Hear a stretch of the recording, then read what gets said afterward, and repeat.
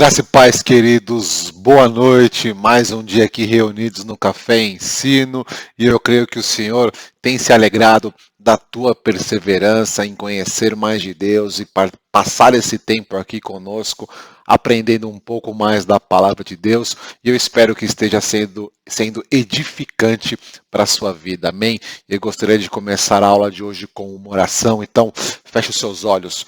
Ó Deus Pai, Criador dos céus e da terra, nós te louvamos e te agradecemos por essa oportunidade onde o teu Filho amado, Jesus Cristo, nos chamou para este estudo e para conhecer mais sobre o amor dele, sobre a obra dele de redenção.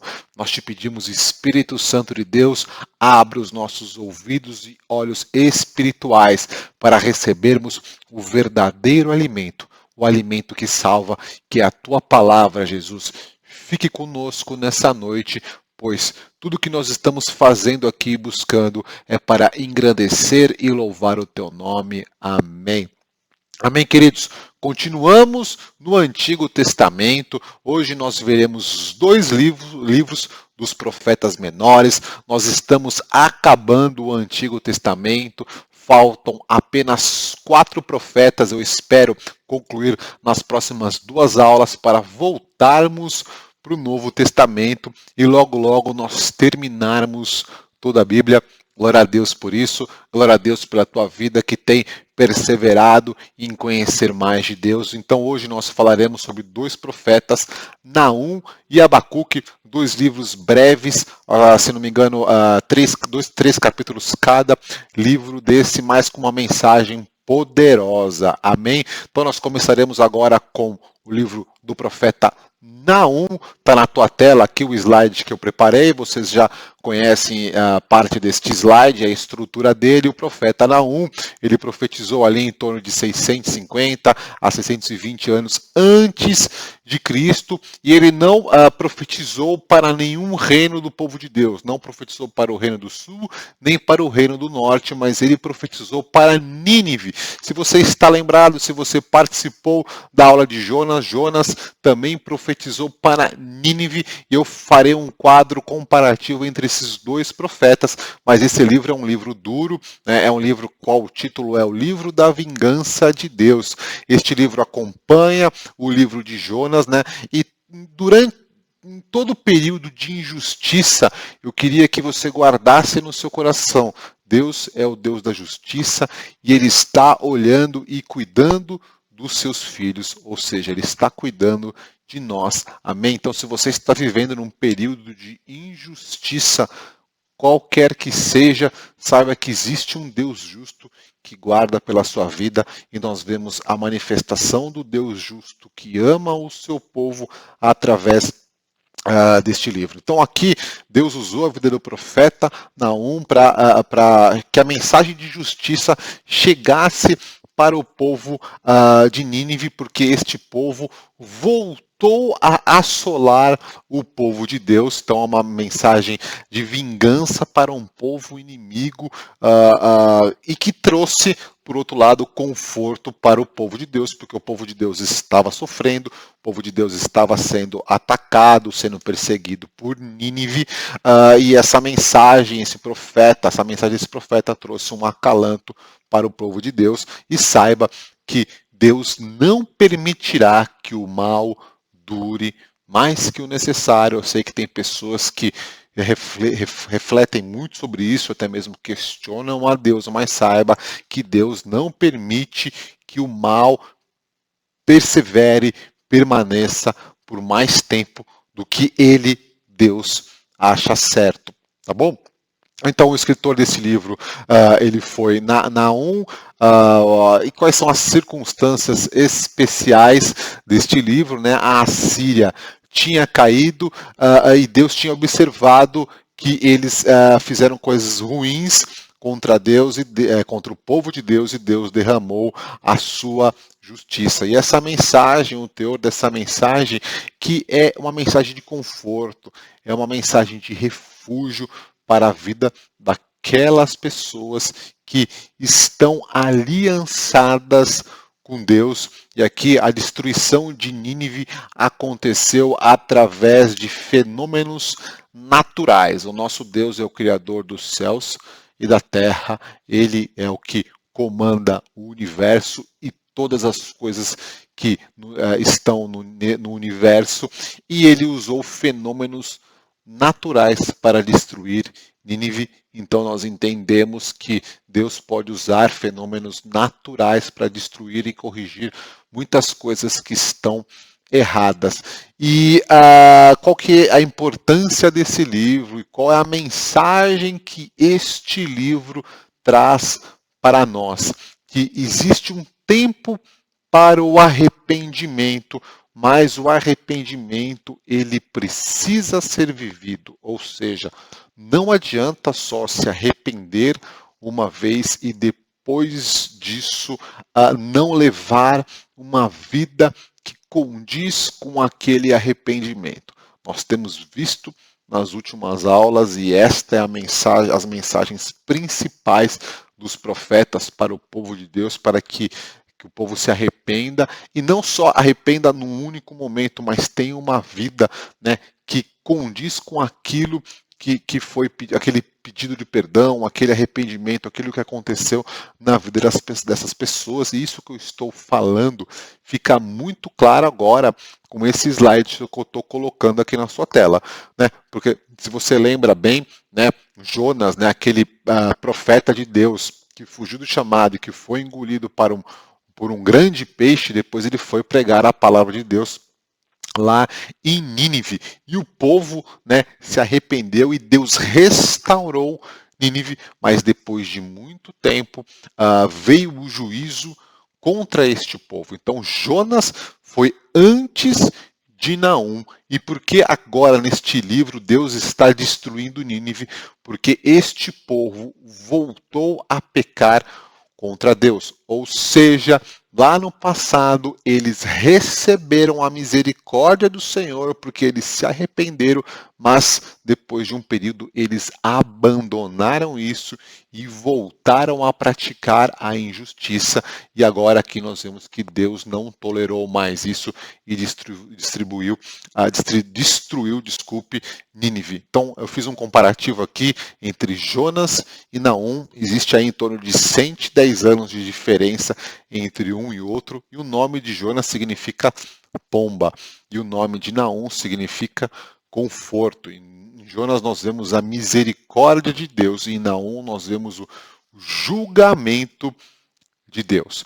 Os assírios, na época de Jonas, eram pessoas cruéis, e na época de Naum também eles eram cruéis ou extremamente cruéis. Então aqui, quando aconteceu os dois períodos, em Jonas nós vemos o arrependimento do povo perante a palavra de Deus, perante a mensagem que Deus tinha levado através de Jonas. Só que no tempo de Naum nós não vemos arrependimento deste povo, nós vemos rebelião deste povo. Jonas era um profeta desobediente, por isso que ele parou dentro da barriga de um grande peixe, conforme nós vimos, e Naum era um profeta obediente. E ao contrário aqui, sobre a nação Nínive, a mesma nação, nessas duas histórias, nos tempos de Jonas, Nínive foi obediente, mas no tempo de Naum, Nínive foi desobediente. E por causa, voltando aqui nos períodos de Jonas no comparativo, Nínive foi obediente. Por causa desta obediência, ela foi liberta de ser destruída pelas águas. Só que no tempo de Naum, uma vez que a nação ela não foi obediente, ela foi desobediente, ela foi destruída pelas águas a mando de Deus. Então, esta é a lição que nós temos que trazer para as nossas vidas.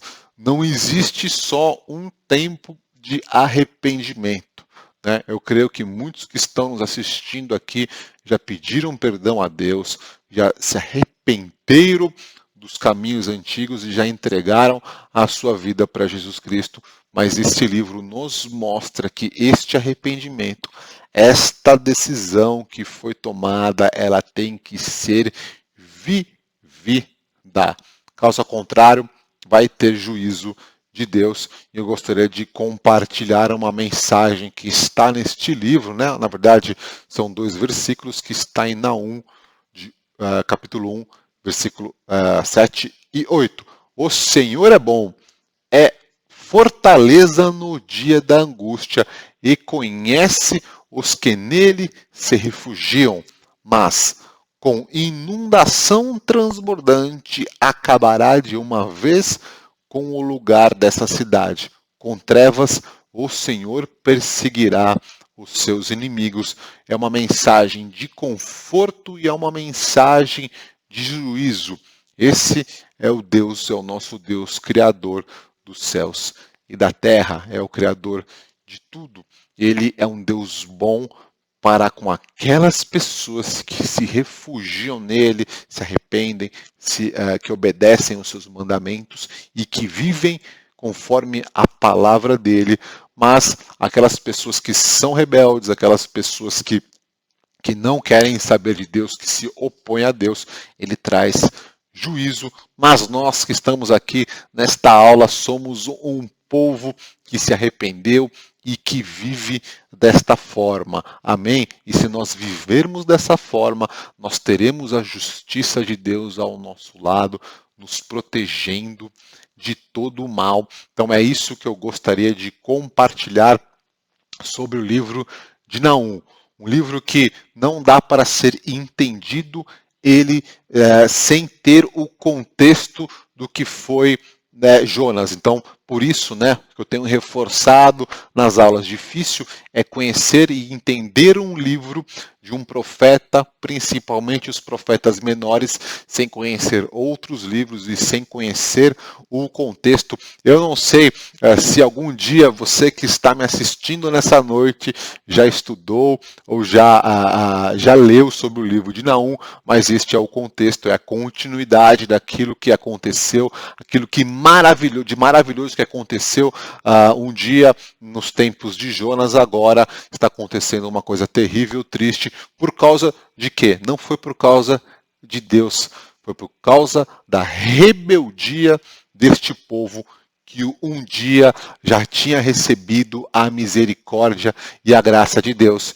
E é isso, esta lição que nós levamos para as nossas vidas, que nós não podemos ser rebeldes contra Deus. Um dia que nós já nos arrependemos, nós já entregamos a nossa vida para Jesus, agora é uma vida que nós temos que viver essa decisão que nós tomamos nesse dia que nós nos arrependemos dos nossos pecados, do passado e entregamos a nossa vida para Cristo. Amém? Que o Espírito Santo ele te fortaleça nessa palavra, que ele te encoraje nessa palavra para ter ânimo para viver essa vida justa e reta aos olhos de Deus e ser guardado pela sua justiça e pela sua misericórdia. E agora eu gostaria de falar um pouco sobre fé, que está relatado no livro de Abacuque. E o livro de Abacuque é um livro fantástico, é um livro lindo de um outro profeta que profetizou ali em torno de 612 a 604 anos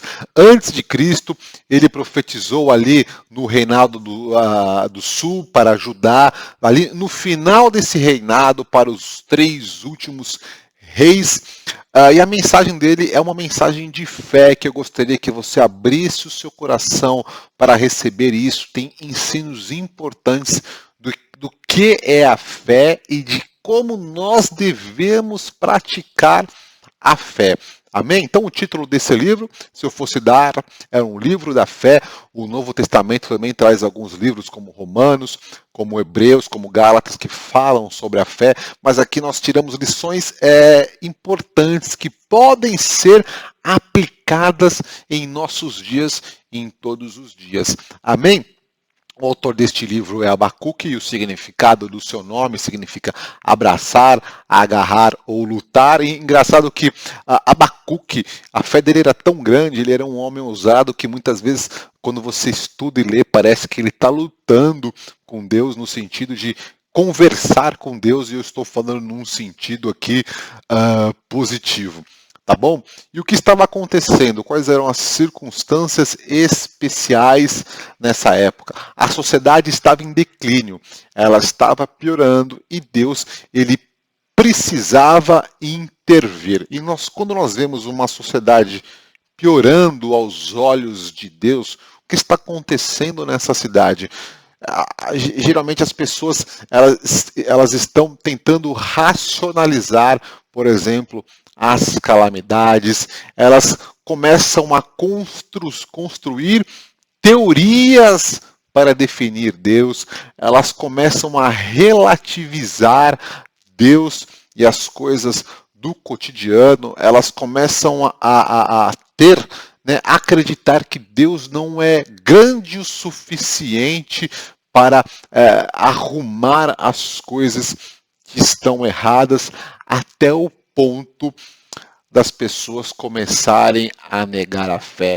E isso que eu compartilhei agora, talvez você esteja se familiarizando com os dias atuais que nós estamos vivendo, mas o certo é que isto acontece desde antigamente, desde do passado, desde antes mesmo de Jesus Cristo se tornar homem, se tornar servo. Então está na história da humanidade esta luta da razão humana contra as coisas de Deus.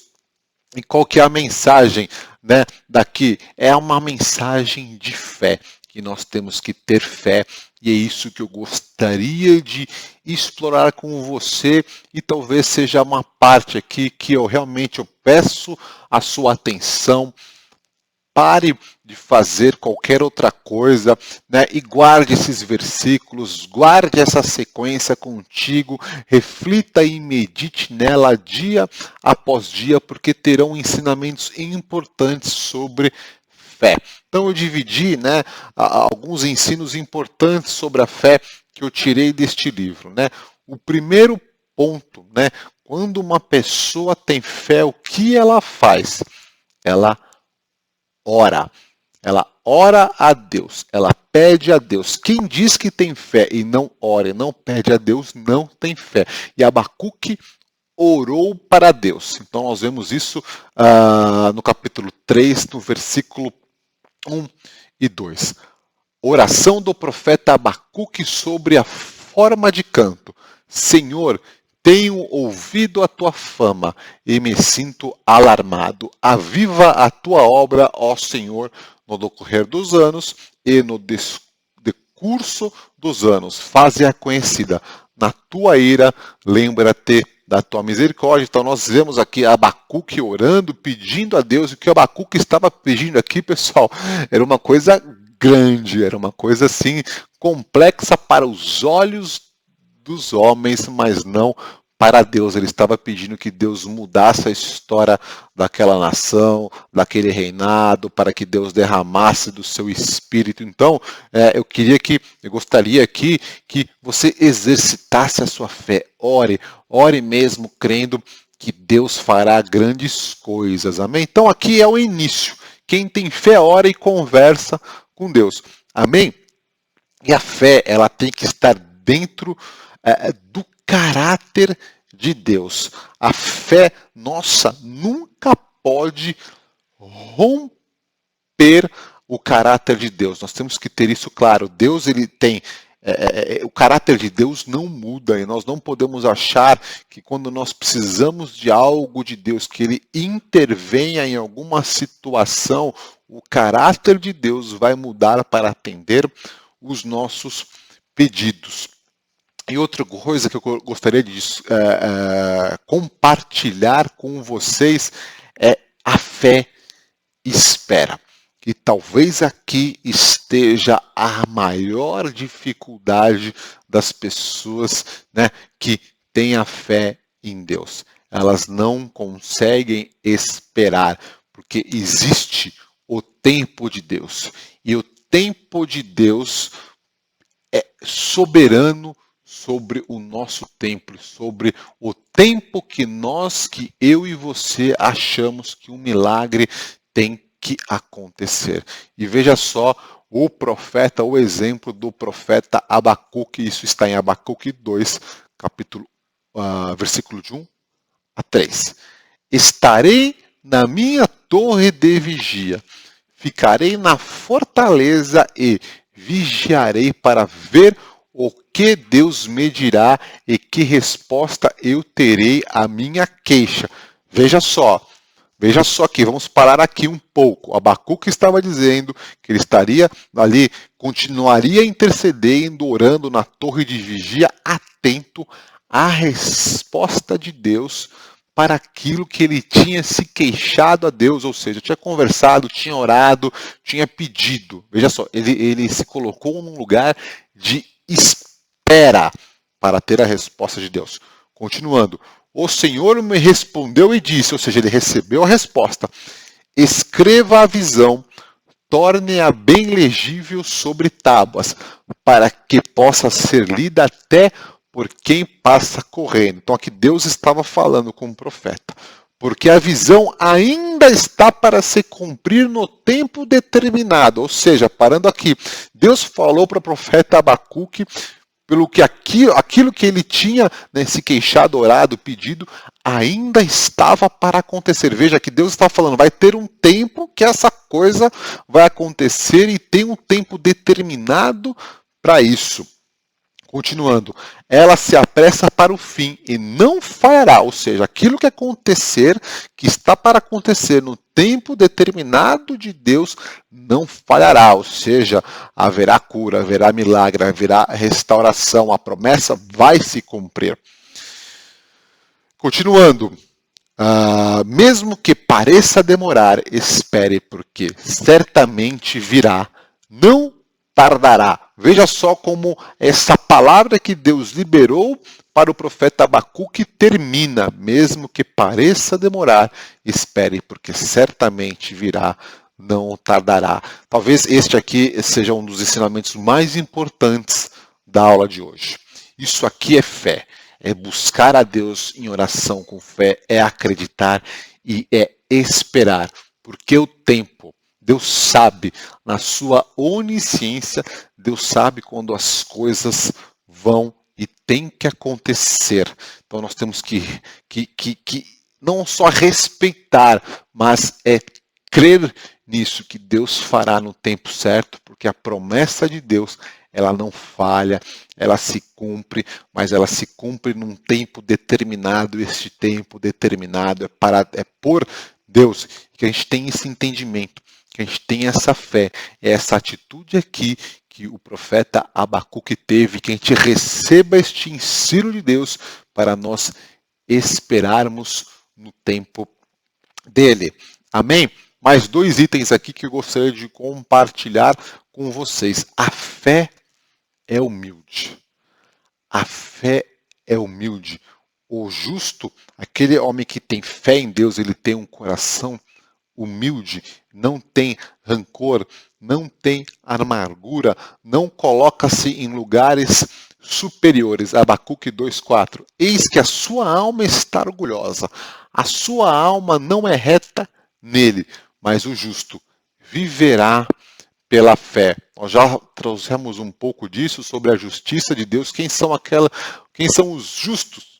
Os justos são aqueles que buscam arrepender-se dos seus pecados e viver uma vida santa perante aos olhos de Deus. Esses justos são aqueles que vivem pela fé em Deus. O justo aqui não é o justo que só faz o que é o certo ou o que é errado que faz o certo perante aos olhos da sociedade. Não, é o que faz o que é certo perante aos olhos de Deus, e fazer o que é certo perante aos olhos de Deus está acima do que é fazer certo perante a sociedade. Porque se você faz o que é certo perante aos olhos de Deus, você leva uma vida santa, e se você levar uma vida santa, isso vai ser refletido também positivamente perante a sociedade. Amém? Então, um versículo muito conhecido, mas o justo viverá pela fé. Viver pela fé, não quero ser repetitivo, mas viver pela fé, praticando justiça, é tendo atitudes santas, se arrependendo, largando, abrindo mão do pecado. Amém? E aqui outro versículo lindo, maravilhoso, muito conhecido. E uma outra coisa aqui, para praticar isso aqui, precisa ter fé, precisa acreditar em Deus. E aqui, o título desta parte seria: a fé se alegra naquilo que ainda não pode ser visto. Puxa, Luiz, isso é difícil. Como que eu chego nesse estágio de fé onde eu estou precisando de algo, de um milagre, de uma cura e não acontece? Tudo bem que eu já entendi que tenho que esperar o tempo de Deus, mas você está dizendo que eu tenho que me alegrar neste período de dificuldade? É o que a palavra de Deus diz. É que Deus espera. A palavra de Deus diz que em tudo dai graças, então nós temos que exercitar.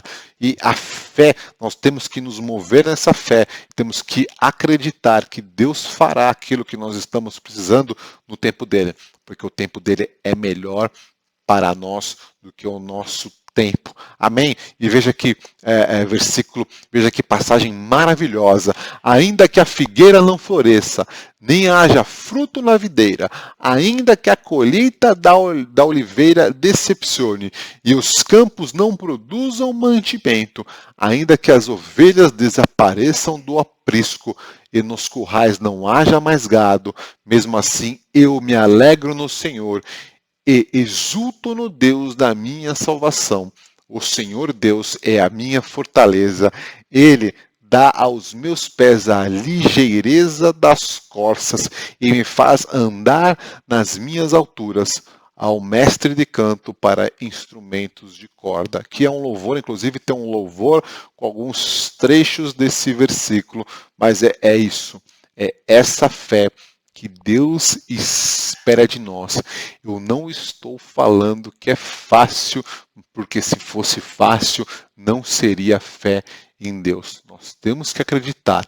Você que tem buscado, perseverado, praticado, se arrependendo dos seus pecados, buscando Deus em oração, lendo a palavra de Deus, buscando se tornar uma pessoa melhor aos olhos de Deus, eu te encorajo a você se alegrar, crendo que existe um Deus maravilhoso, um Deus justo, que não é homem para mentir, que tem uma promessa para a sua vida. Então nós temos que nos colocar a partir de hoje, com este ensino aqui, numa posição de diferente, de declarar, mesmo na tribulação, mesmo na dificuldade, nós temos que declarar que o nosso Deus vive e Ele está cuidando de nós e Ele fará a obra completa. Eu tenho acompanhado pessoas que estão declarando isso há muito tempo e agora estão colhendo as bênçãos e os milagres de Deus. Eu encorajo você, se nessa noite tem alguém aqui passando por uma grande tribulação, uma grande dificuldade, não está conseguindo ter este coração de dar graças em todos os momentos da vida, eu te encorajo a você começar a agradecer a Deus pelo milagre que Ele fará na sua vida no tempo dele. Faça nessa noite uma oração, um compromisso e uma aliança com Deus. Pare de murmurar. Pare de tentar acelerar o tempo de Deus, porque o dono do tempo é o nosso Deus Criador. Conforte-se nos braços do Senhor, porque Ele trará paz ao teu coração e no tempo certo Ele fará a grande obra dele na sua vida, porque a obra dele é muito maior e melhor do que nós podemos imaginar. Amém, queridos? Eu espero que vocês tenham gostado. Tome como lição isso, de como praticar a fé com esses 5 elementos que eu trouxe aqui. E eu espero, do fundo do meu coração, que você desfrute do sobrenatural de Deus e que sua fé saia fortalecida desta noite. Amém? Feche os seus olhos e abra o seu coração. Ó Deus Pai, em nome de Jesus, nessa noite nós firmamos um compromisso contigo. Nós vamos parar de reclamar contigo, nós vamos parar de murmurar e nós vamos nos alegrar, crendo e esperando que o seu tempo de milagres chegará em nossas vidas.